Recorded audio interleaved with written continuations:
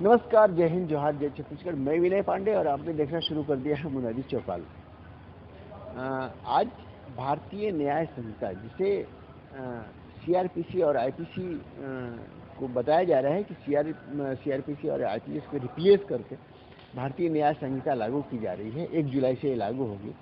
इसको लेकर के तमाम तरह की चीज़ें सोशल मीडिया पे कही जा रही हैं। कुछ लीडर्स ने भी, एनसीपी के एक सांसद ने भी इस मुद्दे को उठाया है और कहा है कि ये लगातार मतलब देश में एक इमरजेंसी की जो कानून है वो थोपी जा रही है। और इस तरह कई लोग इसका विरोध कर रहे हैं। कई लोग ये कह रहे हैं कि पीएमएलए कानून, सभी कानून पीएमएलए कानून बन जाएंगे।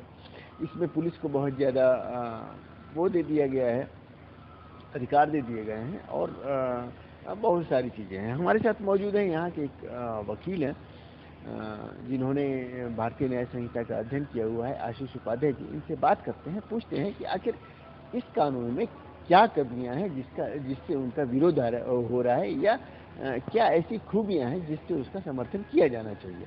देखिए, जो नया कानून आया है, इस कानून में ऐसे तो पूरी 500 से ऊपर की धाराएं हैं, लेकिन जिन धाराओं से जनता का सरोकार है, लोगों का सरोकार है, चेक एंड बैलेंस की जो पोजीशन बननी चाहिए, उन सारी जगहों पर इतने सारे हर्डल लेकिन किंतु परंतु है, जिससे कि न्याय जो है वो बहुत दूर की कौड़ी लगने लगा है। ये एक तरह से औपनिवेशिक काल के कानूनों की वापसी भी कही जा सकती है। जैसे कोई एग्जाम्पल? अब जैसे जो पुरानी धाराएं हैं, धारा 311A था, उसी के अनुरूप नए कानून में धारा 349 में कुछ प्रावधान जोड़े गए हैं। फॉर एग्जाम्पल, पहले आम लोगों के, आज पुलिस जो चाहेगी तो किसी भी व्यक्ति का, चाहे आपकी कोई क्रिमिनल हिस्ट्री हो या ना हो, ऐसी परिस्थिति में भी पुलिस जो है आपके वॉइस सैंपल, अंगूठे का निशान, हस्ताक्षर का नमूना वो ले सकती है। भले ही आप गिरफ्तार हुए हैं, नहीं हुए हैं, आपके विरुद्ध कोई मामला है, नहीं है, विचारण चल रहा है, नहीं चल रहा है, उससे कोई मतलब नहीं है।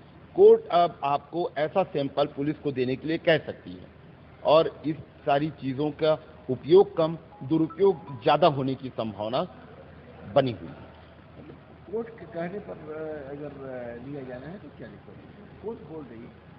नहीं तो हर आदमी का क्यों भाई? एक कारण होता है कि इस इन्वेस्टिगेशन में फला आदमी अभियुक्त है, उसका आप सैंपल। पीएमएलए कानून बन जाएंगे? नहीं, कुछ है क्या? पीएमएलए कानून और इस कानून में आंशिक रूप से आप ये कह सकते हैं, क्योंकि जो नई धारा है 107 जो जोड़े हैं, इसमें पुलिस को शक के आधार पे किसी की प्रॉपर्टी कुर्क करने का आदेश वो ले सकता है। मतलब ये पावर पहले पुलिस के पास नहीं थी। अब आप ये कह सकते हैं कि पुलिस को जज, जूरी, जल्लाद की ताकत से लैस कर दिया गया है। आम आदमी की रीढ़ पर जब वार होगा, उसके घर, उसकी प्रॉपर्टी पर जब पुलिस ही वार करने लगेगी, उसका क्या सिविल राइट है? ये प्रॉपर्टी से संबंधित सारे विवाद आज के कानून में हम सिविल कोर्ट की ओर देखते हैं। पुलिस का उससे मतलब नहीं है। पुलिस आज की तारीख में जैसा इन्वेस्टिगेशन कर रही है, वो करती है कॉग्निजेबल मामले में मामला लॉन्च करके, इन्वेस्टिगेट करके चालान पुटअप कर देती है, उसका वहीं तक काम समाप्त हो जाता है। नहीं, आज के इस कानून में पुलिस को ऐसी ताकत दी गई है कि वो आपकी प्रॉपर्टी तक हाथ लगा रही है, उसको डेमोलिश कर सकती है, उसकी कुर्की कर सकती है। तो ये जनता के हित में नहीं है। इस बात को कौन डिसाइड करेगा कि वो प्रॉपर्टी जो है वो अपराध की आय से अर्जित की गई है? तो अब पुलिस ही कर रही है सब।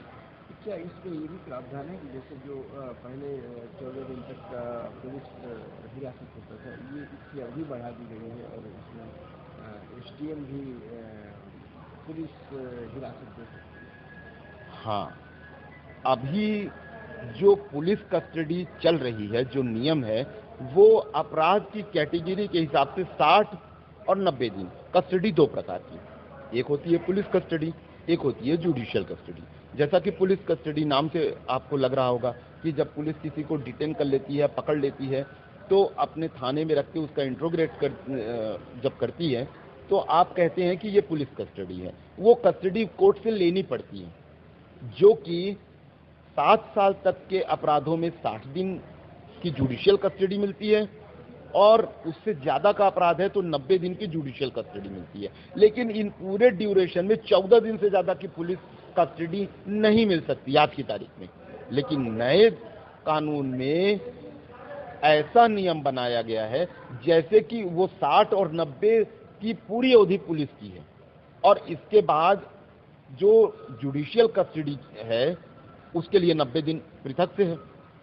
इस हिसाब से जब चालान प्रस्तुत करने का दिनांक आएगा तो वो जुडिशियल रिमांड से काउंटिंग होती है, पुलिस रिमांड उसमें शामिल नहीं है। तो ऐसी परिस्थिति में जब चालान आएगा तो उसकी कुल गिनती के हिसाब से वो या तो 6 महीना हो जाएगा, या कम अपराध है तो उसमें 10, 20, 30 दिन कम हो जाएंगे।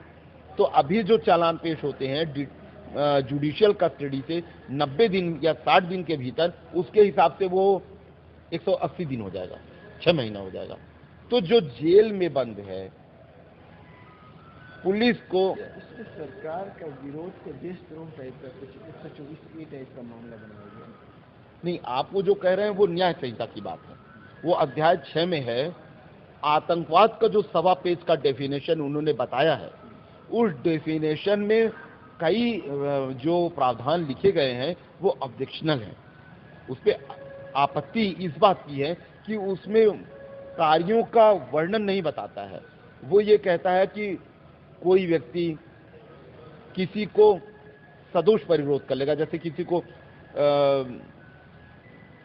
कमरे में बंद कर ले, या अन्य कोई कार्य, अन्य कोई एक्टिविटी। तो ये अन्य कोई एक्टिविटी, अन्य कोई कार्य का स्पेसिफिकेशन नहीं दिया गया। लोक कृत्यकारी के को यदि संकटापन्न कर रहा है कोई काम को, तो अब ये लोक कृत्यकारी एक नया वर्ड है, उसके लिए अभी तक कोई गजट में वो नोटिफिकेशन जारी नहीं हुआ है, उसके लिए सरकार फिर से करेगी। वो जो आतंकवाद की डेफिनेशन है उसके कुछ प्रावधान ऐसे हैं कि आप धरना प्रदर्शन भी करने जा रहे हो तो पुलिस चाहेगी तो आपको आतंकवादी की तरह ट्रीट कर लेगी।